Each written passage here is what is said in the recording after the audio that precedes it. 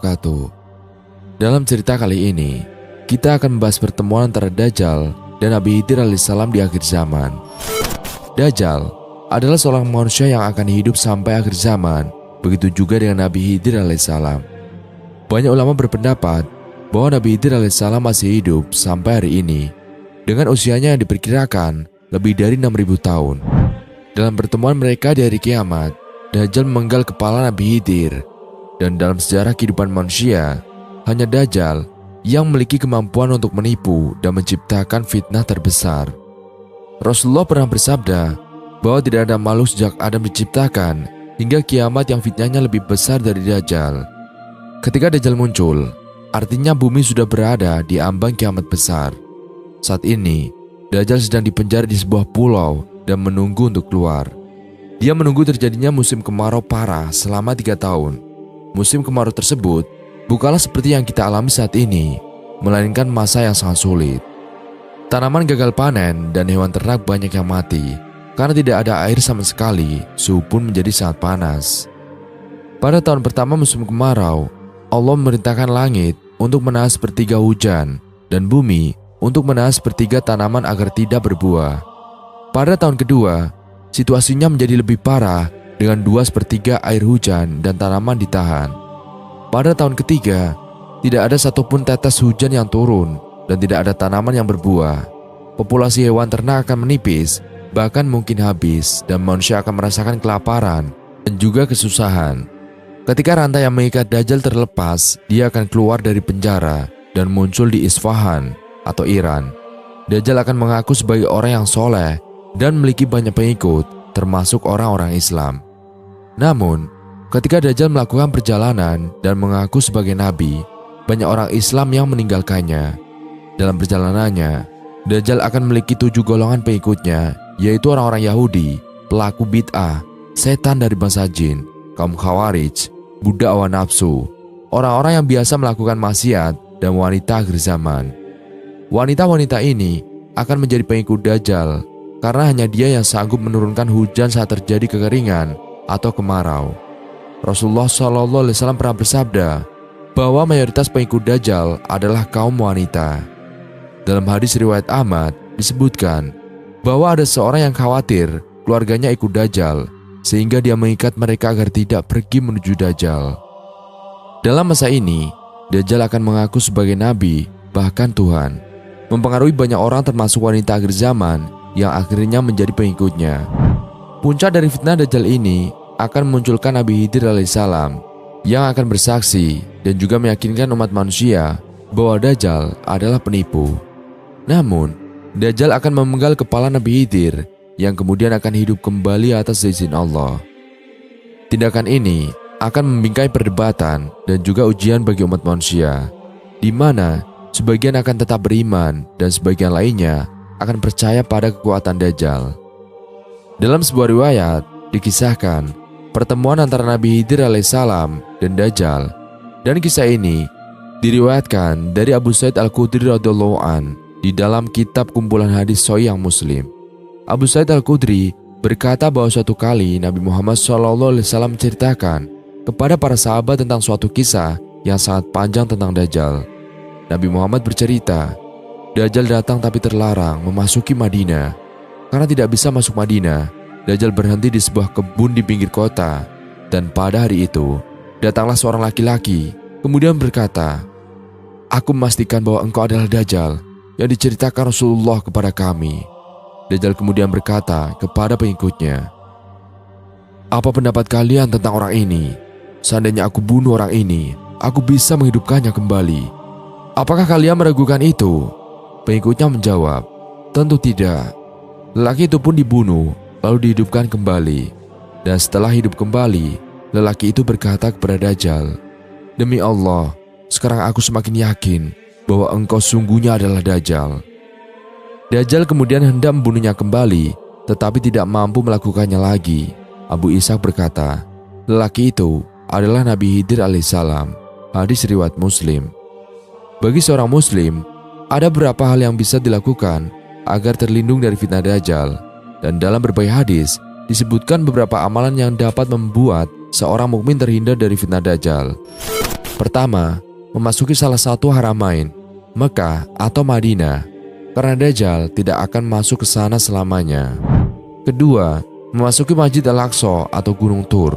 Beberapa riwayat menyebutkan bahwa Dajjal juga tidak akan memasukinya. Dan ketiga, menghafal 10 ayat permulaan surat Al-Kahfi dan membacanya ketika Dajjal keluar dan saat mendekatinya. Keempat, lari darinya dan mendaki gunung dan juga gurun, karena kebanyakan Dajjal memasuki kota-kota dan juga perkampungan. Kelima, meludahi wajahnya apabila bertemu. Dalam riwayat disebutkan, Abu Umamah radhiyallahu an berkata, Rasulullah membicarakan tentang Dajjal dan beliau bersabda, siapa di antara kalian berjumpa dengannya, hendaknya ia meludahi wajahnya. Hadis riwayat Tabrani. Keenam, memperbanyak bacaan tasbih, tahlil, dan juga takbir. Bacaan itu merupakan bekal dan juga makanan bagi orang mukmin dalam menghadapi ujian dan gizi baginya pada saat paceklik tersebut. Setelah peristiwa ini, beberapa orang akan berbaiat kepada Imam Mahdi. Namun ada juga perdebatan dalam umat Islam tentang apakah Nabi Khidir alaihissalam masih hidup hingga hari ini. Beberapa ulama percaya bahwa dia masih hidup, sementara yang lain memiliki pendapat sebaliknya. Kisah ini menekankan pentingnya keyakinan dan juga pengujian umat Islam dalam menghadapi fitnah Dajjal. Dan hal ini adalah cerminan dari ajaran Islam yang mendalam, mengingatkan kita tentang kekuatan iman dan juga keteguhan hati dalam menghadapi tantangan yang muncul di akhir zaman. Meskipun beberapa aspek cerita mungkin menjadi perdebatan dalam tradisi Islam, pesan utamanya adalah tentang keimanan dan juga pengharapan dalam menghadapi masa-masa sulit yang nanti akan datang. Lantas, benarkah sahabat bahwa Nabi Khidir alaihissalam masih hidup sampai saat ini? Nabi Khidir merupakan nabi yang keberadaannya cukup menjadi kontroversial di kalangan umat muslim. Sebab, masih ada yang beranggapan bahwa Nabi Khidir alaihissalam masih hidup hingga saat ini. Mengutip dari buku Kisah dan Misteri, disebutkan bahwa Nabi Khidir alaihissalam memiliki nama asli yaitu Balia bin Malkan bin Falik bin Abir bin Soli bin Afrasad bin Sam bin Nuh al-Khidir. Sosok Nabi Khidir ini dikisahkan oleh Allah Ta'ala dalam Al-Quran surat Al-Kahfi ayat 60-82.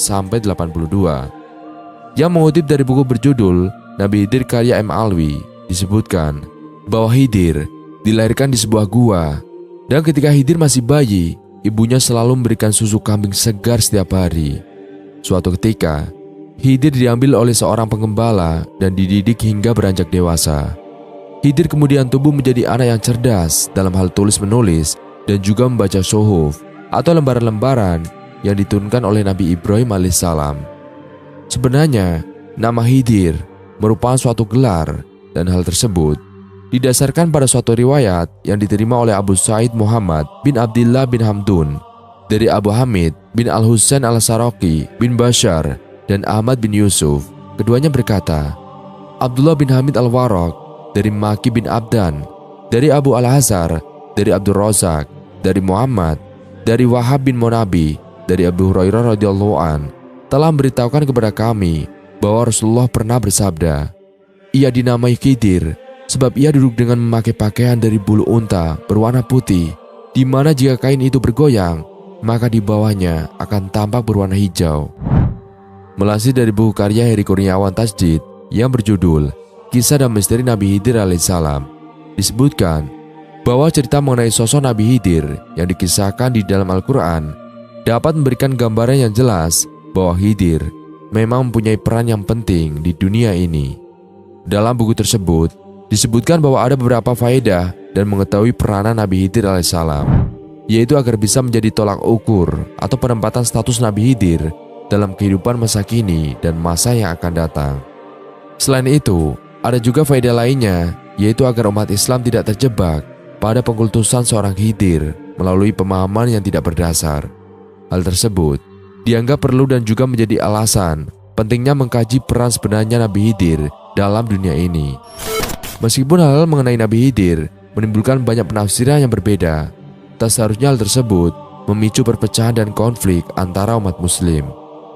Ada anggapan yang menyebut bahwa Nabi Khidir alaihissalam merupakan salah satu nabi yang masih hidup hingga saat ini. Namun rupanya Hal tersebut sudah terbantahkan dari sejumlah ayat Al-Quran hingga hadis. Salah satunya dijelaskan di dalam surat Al-Anbiya ayat 34 yang berbunyi, "Kami tidak menjadikan keabadian bagi seorang manusia pun sebelum engkau atau Nabi Muhammad. Maka jika engkau wafat, apakah mereka akan kekal?" Menurut Syekh Hamid Ahmad At-Thohir Al-Basuni dalam buku Kisah-Kisah dalam Al-Quran, ayat tersebut merupakan bentuk penegasan bahwa tidak ada manusia yang hidup kekal sebelum Nabi Muhammad SAW. Selain itu, bantahan tersebut juga dikuatkan dalam surat lainnya, yakni surat Ali Imran ayat 81 yang berbunyi, "Ingatlah ketika Allah mengambil perjanjian dari para nabi, manakala aku memberikan kitab dan hikmah kepadamu, lalu datang kepada kamu seorang rasul yang membenarkan apa yang ada pada kamu, niscaya kamu akan sungguh-sungguh beriman kepadanya dan menolongnya." Allah Ta'ala berfirman, "Apakah kamu mengakui dan juga menerima perjanjian denganku atas yang demikian itu?" Mereka menjawab, "Kami mengakui." Allah Ta'ala berfirman, "Kalau begitu, bersaksilah kamu para nabi, dan aku menjadi saksi pula bersama kamu." Setelah membahas tentang Nabi Khidir alaihissalam, kita kembali membahas tentang Dajjal. Lantas, di manakah Dajjal dikurung? Diriwayatkan sebagai salah satu tanda datangnya hari kiamat. Entah dari mana asal muasalnya, banyak yang meyakini bahwa tempat persembunyian Dajjal berada di sekitar Yaman, tepatnya di Pulau Socotra. Bukan tanpa sebab, Socotra ini memang dikenal memiliki kisah aneh seperti pohon-pohon yang menghasilkan cairan seperti darah, sampai keberadaan hutan kemenyan. Namun faktanya, tempat ini menyimpan keindahan dan ada berbagai jenis flora dan fauna yang unik. Selain itu, tempat tersebut juga memiliki sejarah peperangan. Terbukti dengan ditemukannya benteng Jebel Hawari. Benteng ini konon mengungkap kisah pergolakan yang berlangsung selama lebih dari 1000 tahun lamanya. Lewat penelitian yang dilakukan oleh arkeolog Julian Jansen van Rensburg, terungkap bahwa kemungkinan benteng tersebut berasal dari abad ke-8 Masehi yang menjadikannya sebagai salah satu benteng di era Islam terakhir yang tersisa. Melansir The National News, Socotra alias Sokatra dalam bahasa Arab adalah tempat pertempuran berdarah pada tahun 1507 antara penjajah Portugis dan para pembela yang setia kepada Sam Mari dan Kison di pantai timur Yaman dekat Oman. Kronik sejarah cukup jelas, itu adalah pertaruhan berdarah dan kekerasan. Akan sangat sulit bagi Portugis untuk merebut benteng itu, kata Dr. van Rensburg yang telah menghabiskan 20 tahun mempelajari arkeologi dan warisan Socotra. Salah satu motif penaklukan Portugis atas Socotra adalah untuk mengontrol perdagangan masuk dan keluar dari Laut Merah. Sebab Pulau Socotra dulu merupakan pusat perdagangan kuno orang-orang di Roma, Yunani dan juga Mesir. Pada masa itu, para pedagang menjual obat-obatan eksklusif seperti kemenyan dan resin merah, khusus yang dikenal sebagai darah naga, yang digunakan sebagai pewarna untuk tujuan pengobatan. Semuanya merupakan hasil ekstraksi dari berbagai tumbuhan endemik di pulau ini. Penulis perjalanan asal Inggris, Tim Mackintosh Smith, mengunjungi benteng tersebut, Jebel Hawari, pada tahun 1999. Dia kemudian menulis, sebagian besar penduduk tampaknya tidak menyadari keberadaannya dan bahwa runtuhnya tidak menarik, tetapi pemandangan dataran Hadibu sangat indah. Socotra terkenal karena flora dan fauna yang unik. Pulau eksotis ini memiliki sekitar 700 spesies endemik, termasuk pohon darah naga yang damar merahnya pernah menjadi ekspor utama. Pulau ini juga memiliki jejak jalur perdagangan yang berusia 2000 tahun silam dengan India lewat prasasti kuno di dinding Ugahok. Dr. van Rensburg berharap situs seperti Jabal Harawi bisa menerima pengakuan yang layak. Sementara itu, dilansir dari laman welcomesocotra.com pada tahun 2008, Konvensi Warisan Dunia atau UNESCO mendaftarkan Pulau Socotra sebagai situs warisan dunia. Hal ini menjadikan pulau tersebut sebagai kawasan lindung karena keanekaragaman hayati dan spesies pulau yang unik di dalamnya terancam. Namun, tahukah sahabat bahwa pulau ini juga disebut sebagai tempat persembunyian Dajjal? Apakah benar? Pulau Socotra yang terletak di Laut Arab telah lama menjadi fokus perhatian para peneliti dan juga peminat misteri. Salah satu mitos yang paling melekat pada pulau ini adalah keterkaitannya dengan Dajjal, sebuah figur mitologis dalam tradisi Islam yang dianggap sebagai penipu terbesar pada akhir zaman. Pulau Socotra, bagian dari negara Yaman, terkenal karena keanekaragaman hayati dan juga lanskapnya yang unik. Pohon sekulernya yang aneh, seperti pohon dara naga dan pohon botol, menciptakan pemandangan yang menakjubkan.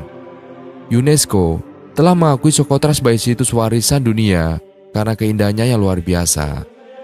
Meskipun kecantikan dan keunikan pulau ini telah menarik banyak perhatian, beberapa orang meyakini bahwa Socotra memiliki keterkaitan dengan Dajjal. Dajjal sendiri adalah makhluk mitologis dalam tradisi Islam yang dianggap sebagai musuh utama pada masa akhir dunia. Dalam beberapa narasi, Pulau Socotra diidentifikasi sebagai salah satu tempat di mana Dajjal akan muncul. Tentu saja, klaim ini tidak didukung oleh bukti ilmiah atau rujukan agama yang jelas. Kebanyakan ulama dan peneliti menegaskan bahwa klaim tersebut lebih bersifat legenda dan mitos daripada fakta yang dapat dipertanggungjawabkan. Sementara itu, sejumlah orang tetap percaya bahwa Pulau Socotra memiliki aura spiritual atau mistis yang sulit dijelaskan.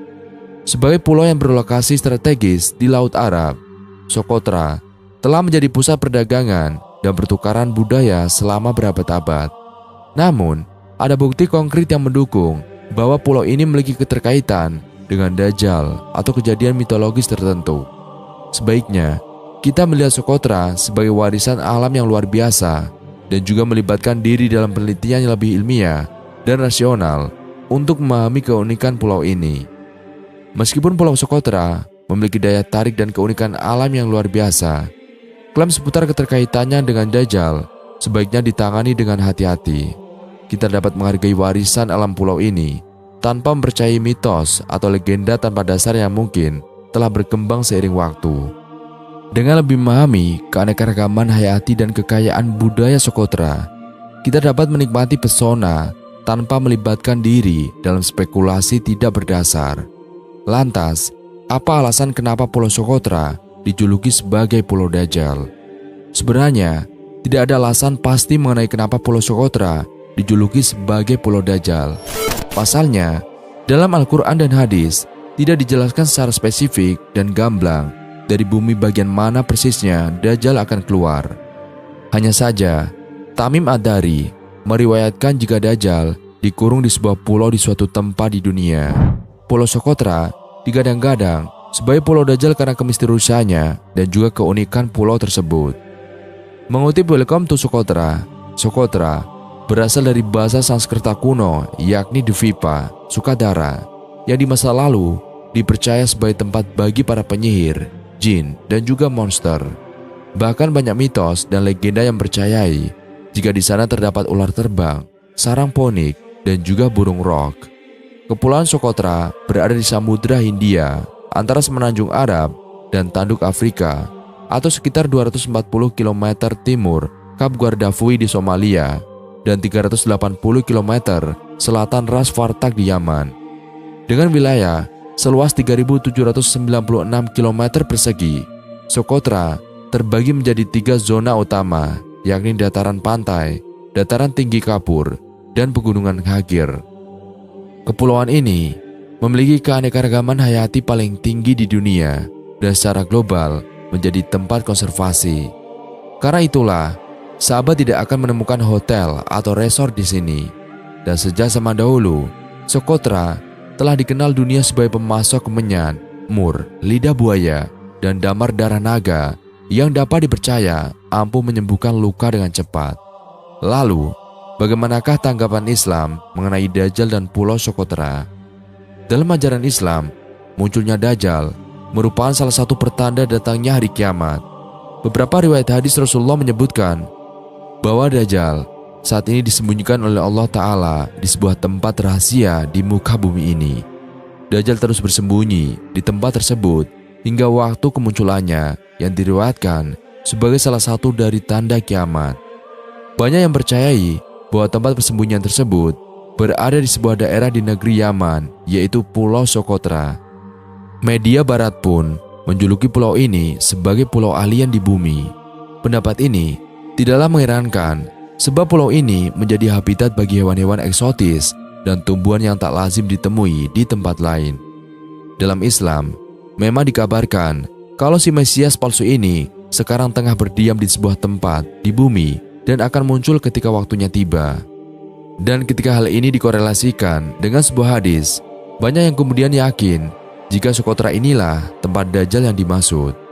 Pulau satu ini sangat jarang disinggahi oleh pelancong. Apa yang ada di dalamnya seolah tak pernah terusik.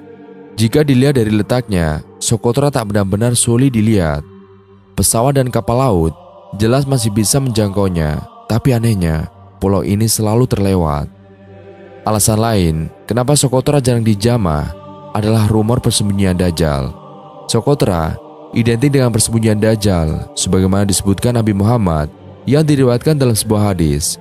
Mengutip dari berbagai sumber, dalam sebuah hadis dikatakan bahwa secara tidak langsung Rasulullah pernah seolah menunjukkan lokasi Socotra sebagai tempat berdiamnya Dajjal. Selesai sholat, Rasulullah naik ke atas mimbar. Nampak semacam bergurau, baginda sambil tertawa dan berkata, "Jangan ada yang bergerak." Kemudian berkata, "Tahukah kalian mengapa aku memerintahkan kamu jangan ada yang pulang?" Lalu sahabat menjawab, "Allah dan Rasulnya lebih tahu." Rasulullah berkata lagi, "Demi Allah, aku menyuruh kamu berkumpul di sini bukan ingin menakut-nakuti dan bukan kabar gembira. Tetapi aku ingin menceritakan kepada kamu bahwa Tamim Ad-Dari adalah seorang Nasrani. Kemudian dia datang menjumpaiku lalu masuk Islam. Dia bercerita kepada aku tentang satu kisah tentang Dajjal. Kisah yang dia ceritakan itu sesuai dengan apa yang telah aku ceritakan kepada kalian sebelumnya. Katanya, dia bersama 30 orang temannya pergi ke laut dengan menaiki kapal. Angin kencang datang bertiup dan ombak besar membawa mereka ke tengah-tengah samudera yang luas. Mereka tidak dapat mengarahkan kapalnya ke pantai, sehingga harus berada di atas laut selama 1 bulan. Akhirnya mereka terdampar di sebuah pulau menjelang terbenamnya matahari. Di pulau yang tidak berpenghuni itu, mereka bertemu dengan binatang yang sangat tebal bulunya, sehingga tidak nampak mana kelamin dan duburnya. Mereka bertanya kepada binatang itu, "Makhluk apa engkau ini?" Binatang itu menjawab, "Aku adalah Al-Jassasa." Mereka bertanya kembali, "Apa itu Al-Jassasa?" Binatang itu hanya menjawab, "Wahai kelompok pria, pergilah ke tempat itu untuk menemukan pria macam ini. Sesungguhnya dia pun ingin bertemu dengan kamu." Mereka pun pergi ke tempat yang ditunjukkan oleh binatang itu. Di sana mereka menemukan seorang pria yang sangat besar dan juga tegap.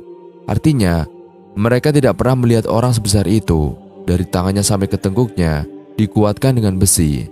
Begitu juga dari lututnya sampai ke telapak kakinya. Lalu mereka bertanya, "Siapakah Anda?"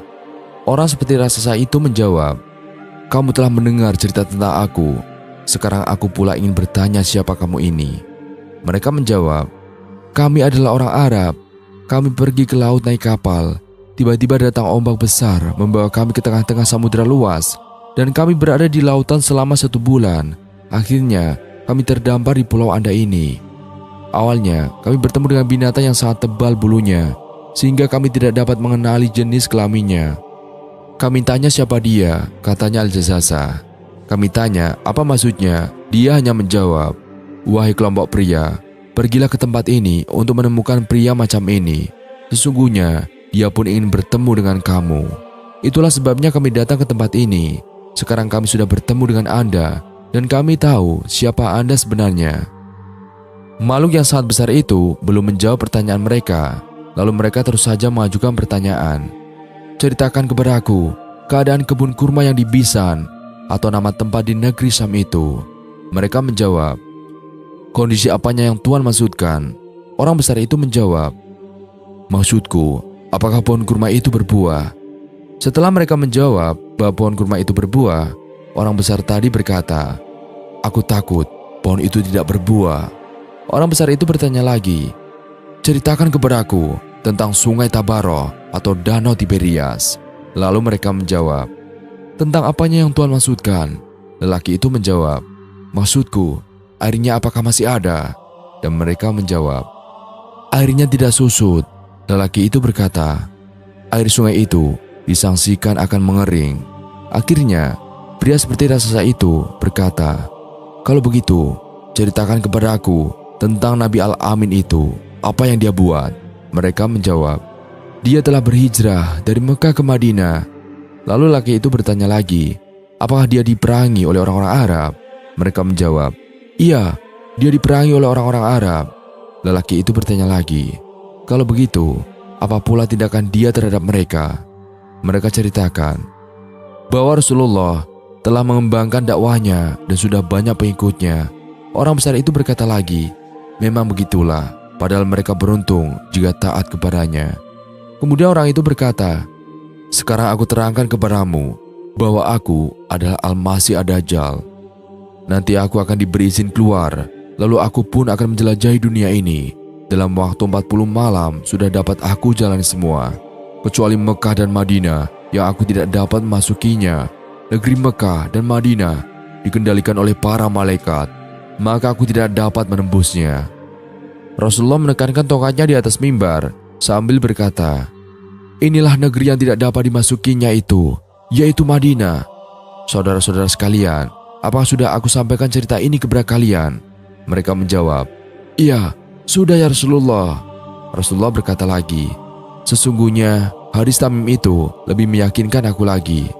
Ceritanya sesuai dengan apa yang telah aku sampaikan kepada kamu sebelumnya, yaitu tentang Mekah dan Madinah yang tidak dapat dimasuki Dajjal. Hanya saja, dia mengatakan di lautan Syam atau di laut Yaman. Dia dari arah timur, dia dari arah timur," kata Rasulullah sambil menuju ke arah timur.